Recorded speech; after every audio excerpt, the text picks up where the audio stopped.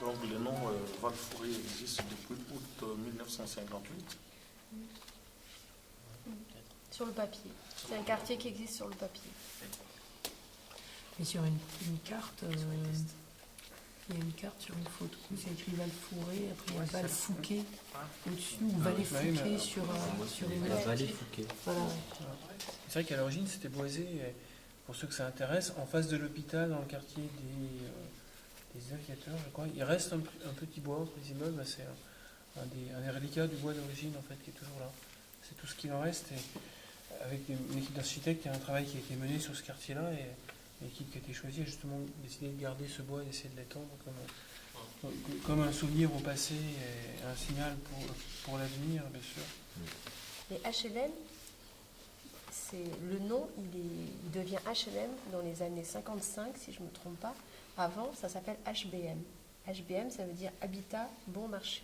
L'habitat bon marché, il est construit à partir de la fin du 19e siècle. Il est municipalisé dans l'entre-deux-guerres, mais ça existe. Maintenant, les HLM de 1955, on en construit dans des secteurs où on a du terrain. L'innovation, c'est que là, on a des terrains qui n'ont rien à voir avec l'emprise d'un bâtiment.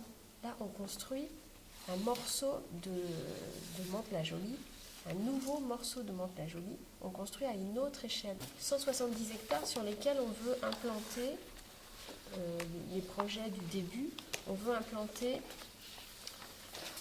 6 000 logements. C'est pas 6 000 habitants, hein, c'est 6 000 logements sur une ville qui compte, dans les années 50, les années d'après-guerre, Mantes-la-Jolie, c'est quoi? C'est 20 000, 25 000 habitants, je peux me tromper, mais donc on va multiplier la population de Mantes à peu près par 2 en construisant ce quartier. Donc c'est ça où c'est une innovation parce qu'on agrandit la ville de Mantes. Donc ça veut dire qu'il faudra agrandir les administrations, il faudra les multiplier par 2. Les écoles, il faudra en construire autant qu'il y a de jeunes habitants. Et ça va se faire au fur et à mesure.